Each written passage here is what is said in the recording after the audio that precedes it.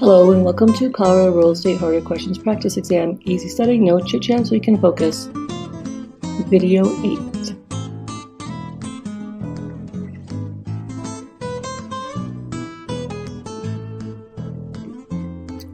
What is a vendee's lien?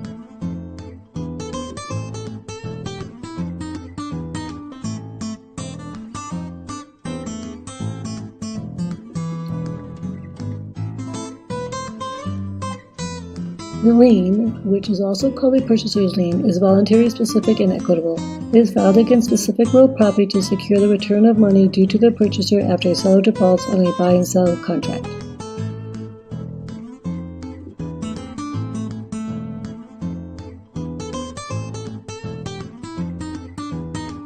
Question 2. Select the following items that are paid in arrears: taxes and insurance, rents and interest, taxes and interest, rents and insurance.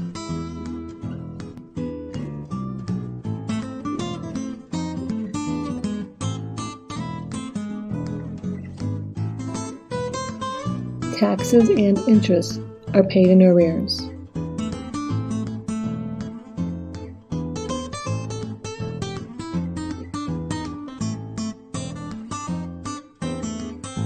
Question 3. What is a vendor's lien?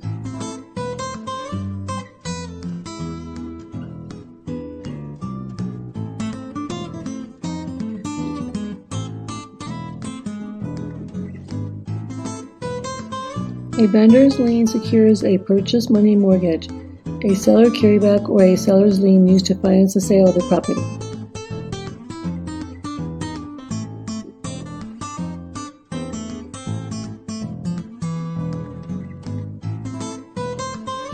Question 4. A prorated expense on the settlement statement is a blank to one party and a blank to the other.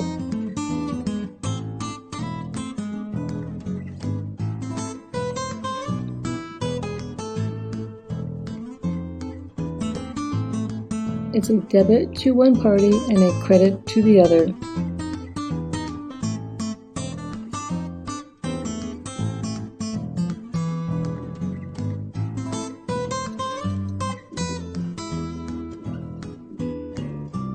Question 5. Are rents and insurance paid in arrears or advance?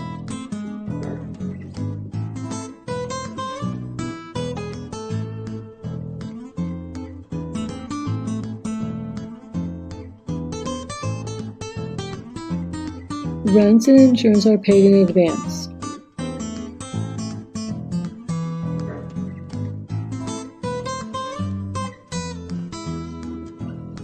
Question 6. If a sale contract indicates that the day of closing is the seller's day, what does that mean?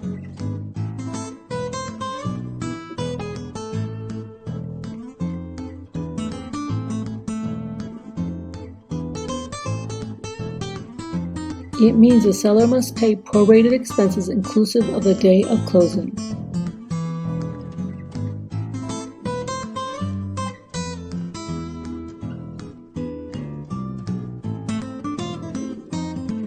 Question 7. What part of the title commitment is the heart of the commitment?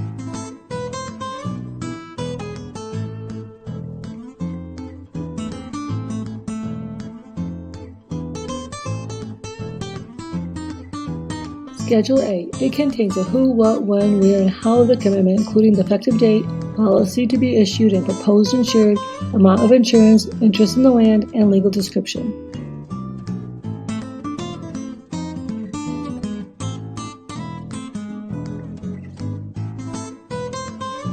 Question 8. What is the Internal Revenue Services Form 1099-S?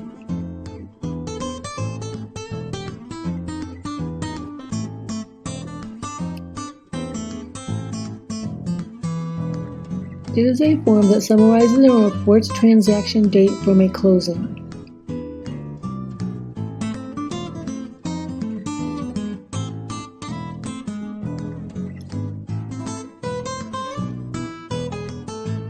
Question 9. How can a gap exception be removed from the title commitment?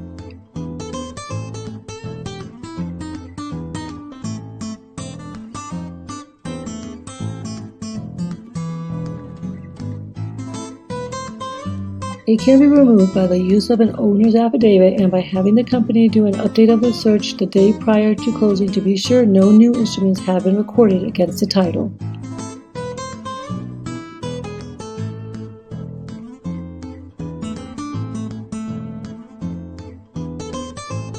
Question 10. Why is the effective date on a title commitment important?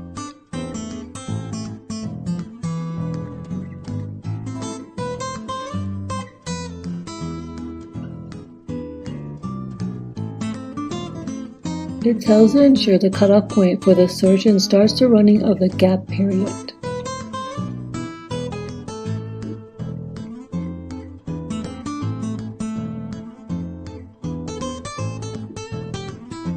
Question 11. What is ALTA?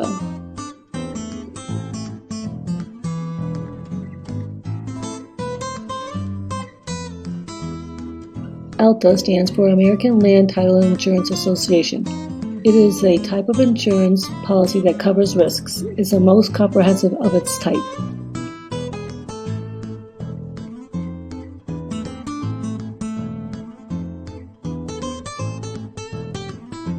Question 12. What are some of the risks ALTA may cover?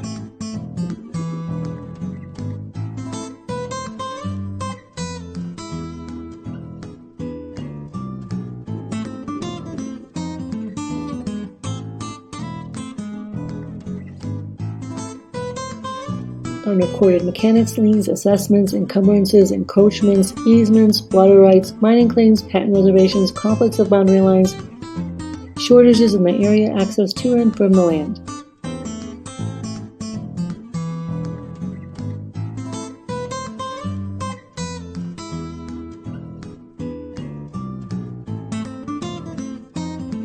Question 13. An owner's policy will essentially look the same as a lender's policy except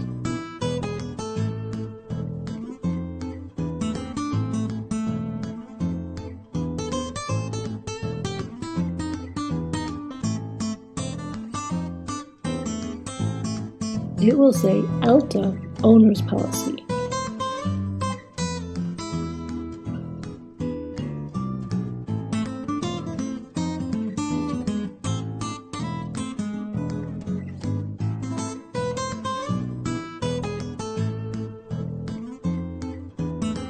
Question 15. Will a title company insure the value of the land plus the improvements on the land up to the insurance amount even if the property is vacant at the time of transfer?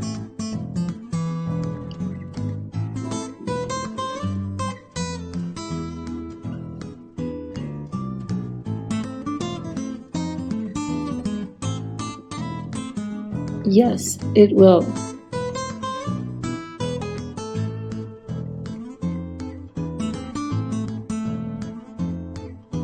Question 16. Can an owner obtain a policy that equals the value of the planned improvements at the time the property is purchased?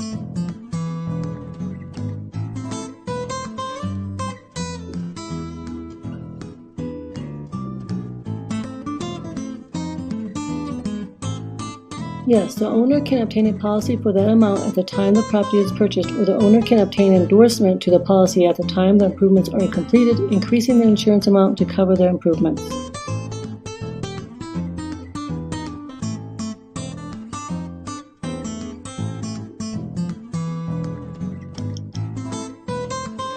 Question 17. Schedule B-Section 1 is often referred to as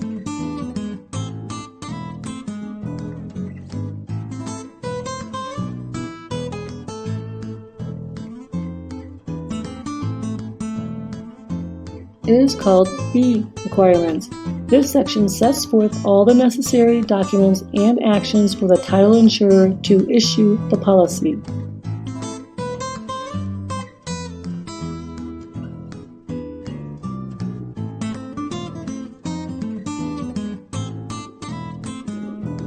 Question 18. How is a title commitment used to achieve a good closing?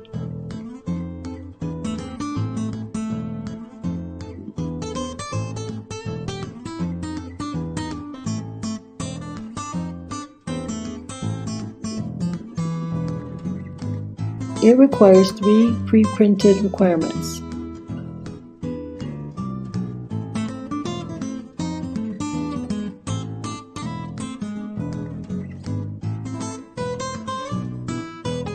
Question 19. The pre-printed requirements are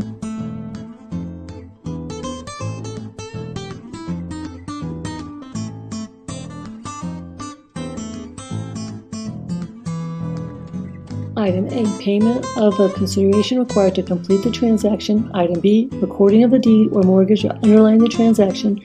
Item C, payment of all taxes and assessments due at the time of closing. In addition, B1 requires a list of items that need to be satisfied prior to closing.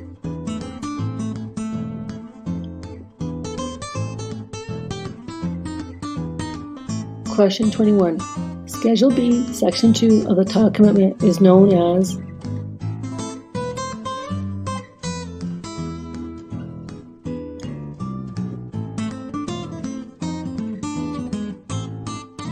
It is known as B2 exceptions. It is used to list all the items that will appear as exceptions to the title policy when it is issued.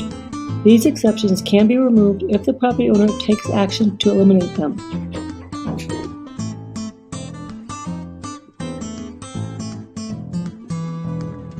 Question 22. What does it mean when an exception remains on Schedule B, Section 2 of the title commitment?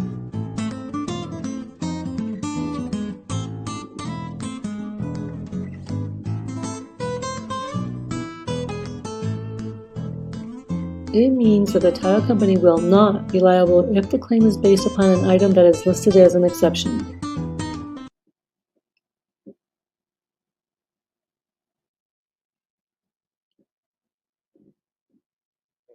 Question 23. After delivery of the B2 exceptions, the purchaser reviews the commitment and is unsatisfied. What are his or her options?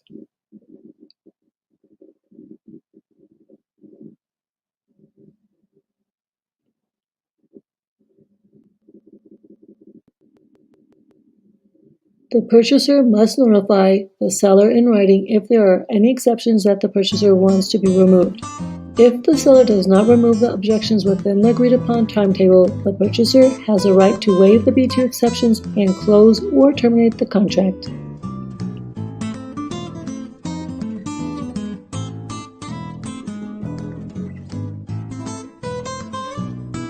Question 24. A seller's failure to cure the objections could be a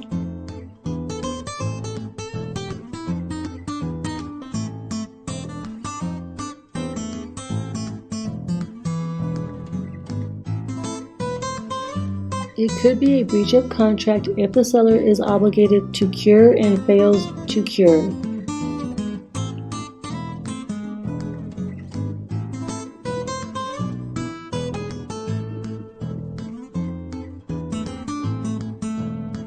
Question 25. A title company cannot remove most of the exceptions on B2 or insure over them. True or false?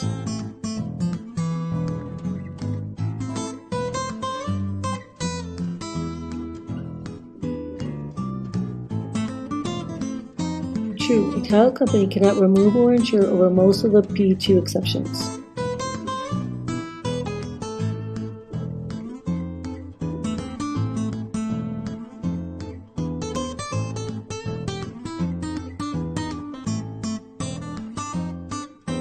Question 26. Items 1 through 5 of Schedule B-2 refer to what?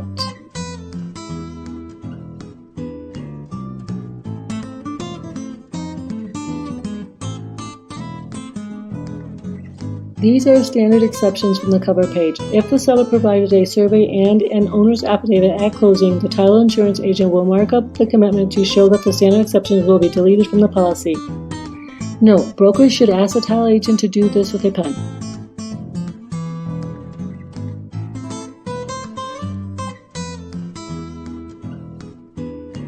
Question 27. An example of a pre-printed exception would be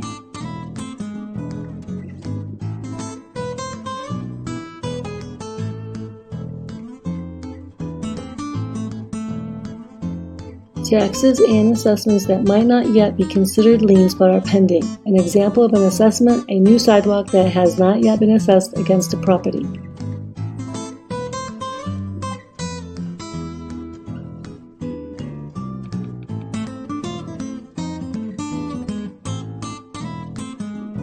Question 28. Can the taxes and assessments or pending liens exception be removed?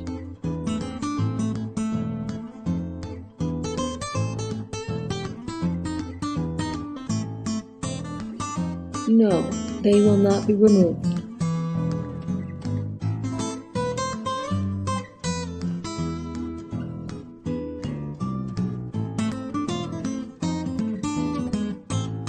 Question 29. Will a title company insure over the mineral rights exception?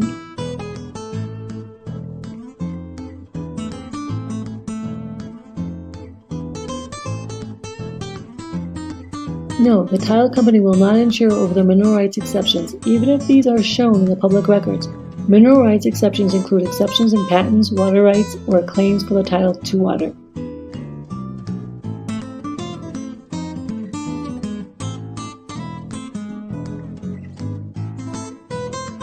Question 30. Will a title commitment insure over existing leases and tenancies?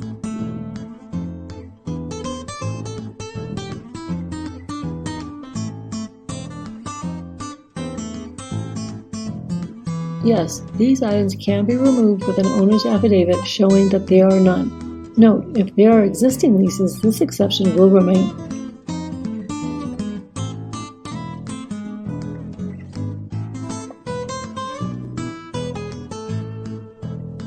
Question 31. If a property is in a special district, will this exception be removed?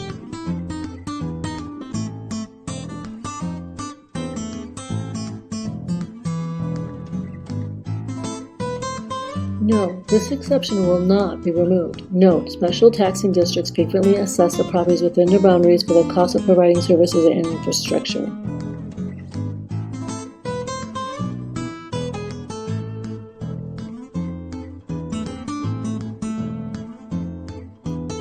Question 32. Can an exception for any agreement of record be removed?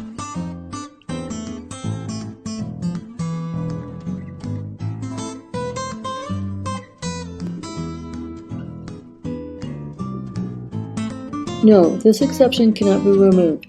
The purchaser should read this exception carefully to make sure nothing is objectionable in it.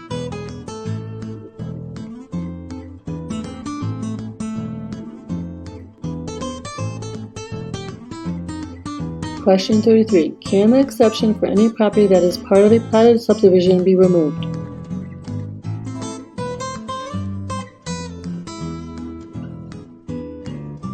No, it cannot. The subdivision plat will be recorded at the time of platting and contains on its face a number of easements, reservations, and restrictions.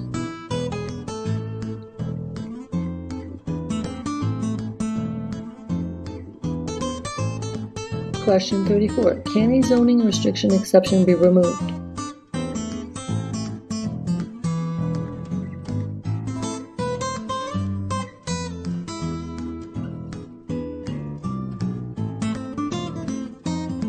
No, it cannot.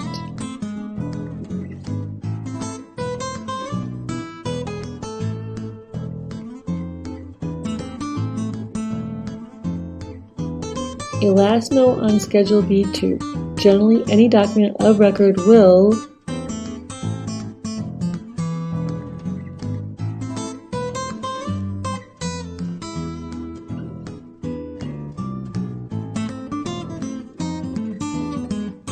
Any document of record against a property will appear in the schedule.